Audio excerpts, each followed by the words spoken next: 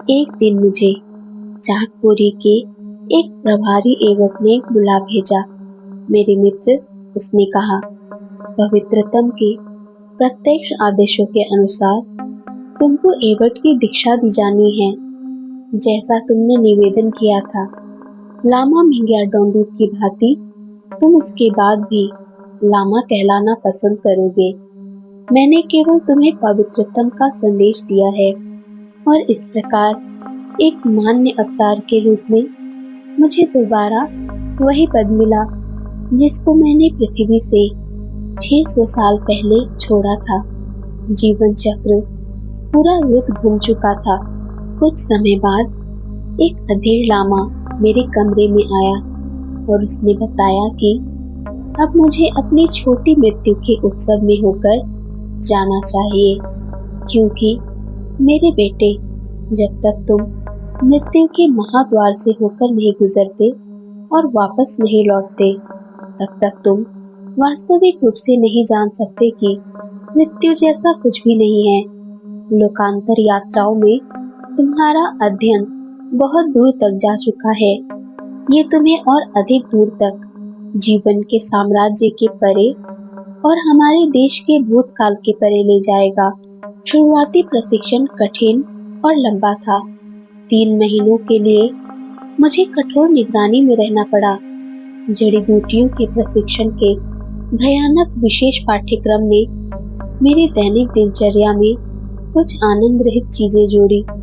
मुझे विचारों को स्थगित करना पड़ा, केवल उसके ऊपर जो शुद्ध और पवित्र है।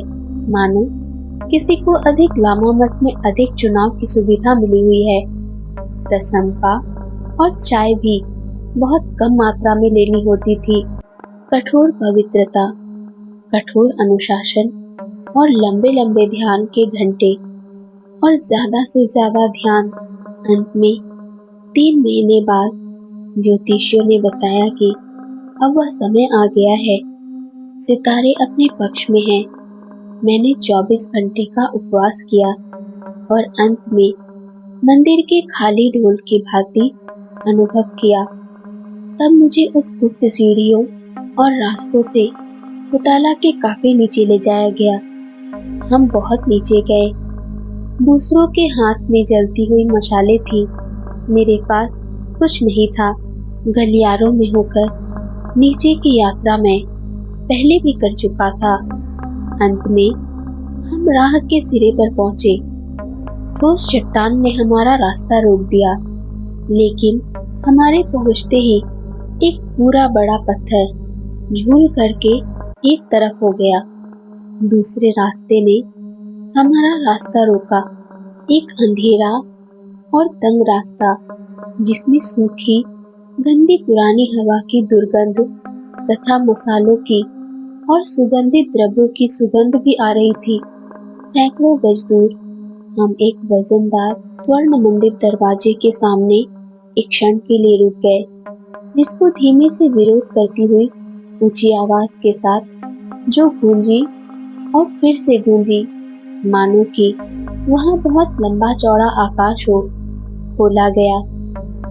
यहाँ मशालों को बुझा दिया गया और मक्खन के दिए जलाए गए। हम एक गुप्त मंदिर में आगे बढ़े, जो बहुत लंबे समय पहले ज्वालामुखी की क्रिया से बनी हुई ठोस चट्टानों को गढ़कर बनाया गया था। इन गलियारों और रास्तों में से होकर लावा की डकार ज्वालामुखी के मुंह से निकली थी। अब अदना से आदमी यह सोचते हुए कि वे भगवान हैं, इस रास्ते से गुजर रहे थे। लेकिन अब मैंने सोचा, हमें अपने हाथ में उपस्थित कार्य के ऊपर ध्यान देना चाहिए, और ये रहस्यमय विद्याओं का मंदिर था। 3 एवट मुझे अंदर ले गए। लामा मठ का शेष काफिला एक ठाट बाट स्वप्नों की मिटती हुई स्मृति की तरह से अंधेरे में गुम हो चुका था। 3 बूढ़े आदमी शायद इस पूरे संसार में सबसे बड़े तत्वमीमांसक, मुझे कठिन परीक्षा और अंतिम दीक्षा देने के लिए तैयार। हर एक के दाएं हाथ में मक्खन का एक दिया था और बाएं हाथ में अगरबत्ती की सुलगती हुई मोटी बत्ती। यहाँ सर्दी बहुत ज्यादा थी, ऐसी सर्दी जो पृथ्वी की नहीं लगती थी। शांति बहुत ज्यादा थी। एवटों की उभरी हुई कढ़ाई वाली केसरिया पोशाकों में से सरसराने की हल्की सी आवाज आई। मैं भयाक्रांत हो गया। मैंने अपने पूरे शरीर में सिहरन और झटका महसूस किया। मेरे हाथ चमकने लगे, मानो कि एक ताजा नया प्रभामंडल मेरे साथ जोड़ दिया गया। मैंने देखा कि एबर्ट भी चमक रहे थे। बहुत बहुत सूखी हुई हवा और हमारी पोशाकों की रगड़ ने स्थिर विद्युत आवेश को उत्पन्न कर दिया था। एक एबर्ट ने एक छोटी सोने की छड़ मुझे दी और फुसफुसाया, इसे अपने बाएं हाथ में पकड़ो और दीवार की तरफ खींचो, जैसे कि तुम चल रहे हो।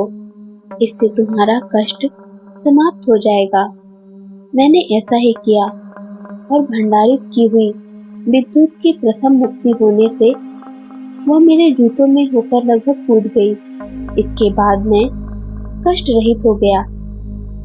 एक एक करके मक्खन के दिए अनदेखे हुए हाथों के द्वारा जीवंत होकर जलने लगे। जैसे जैसे लहराती हुई पीली रोशनी बढ़ी, मुझे दैत्याकार आकृतियां दिखाई दी जो सोने से मढ़ी हुई थी और कुछ अनगढ़े नगीनों से लगभग आधी गढ़ी हुई थी। बुद्ध इनमें से झांकते नजर आए, इतने बड़े कि प्रकाश उनकी कमर से ऊपर नहीं पहुंच पा रहा था। दूसरी आकृतियां धुंधली दिखाई दी, जिसमें से आदमियों को आत्मानुभूति होने से पहले गुजरना पड़ता है। हम एक दीवार के समीप पहुंचे, जिसके ऊपर 15 फीट आकार का जीवन चक्र चित्रित किया हुआ था। टिमटिमाती हुई रोशनियों में से घूमता हुआ दिखाई दिया और सारी चेतना इसके साथ निपट गई। हम तब तक आगे चलते गए जब तक कि मुझे ये विश्वास नहीं हो गया कि मैं चट्टान से टकरा जाऊंगा।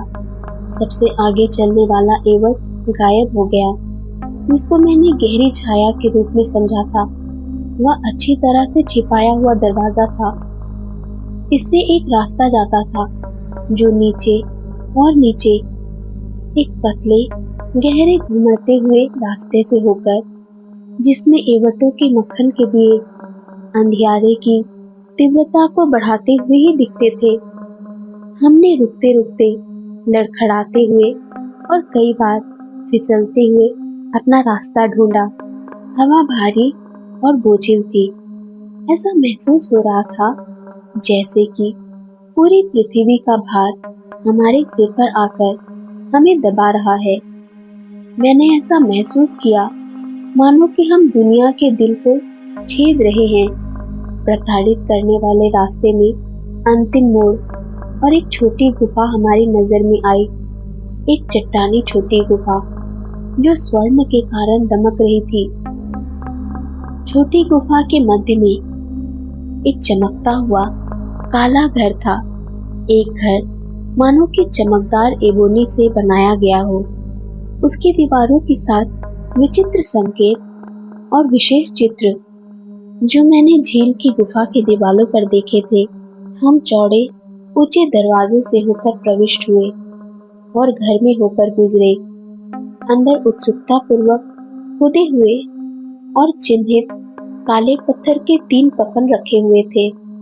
उन पर कोई ढक्कन नहीं था।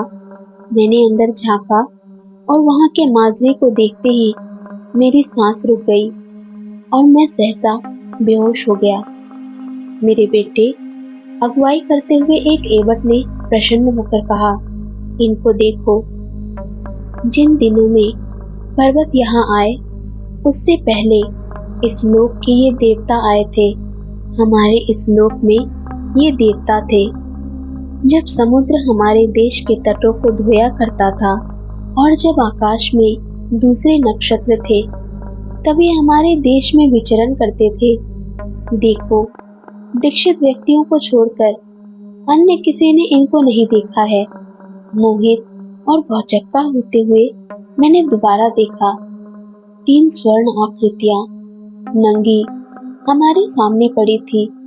दो नर और एक मादा।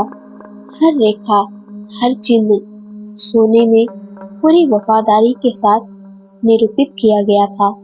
लेकिन उनका आकार, वह लेटी हुई मादा 10 फीट से ज्यादा लंबी थी और दो नरों में से जो लंबा था वह 15 फुट से कम नहीं था। उसके सिर बड़े और ऊपर की तरफ कुछ शंखवा बाल अर्थात कोनिकल थे। जबड़े पतले थे। पतले होठों वाले मुंह के साथ नाक लंबी और पतली थी, जबकि आंखें सीधी और गहरी धसी हुई थी। ये कोई मुर्दा आकृति नहीं। वे ऐसे देख रहे थे मानो नींद में हो।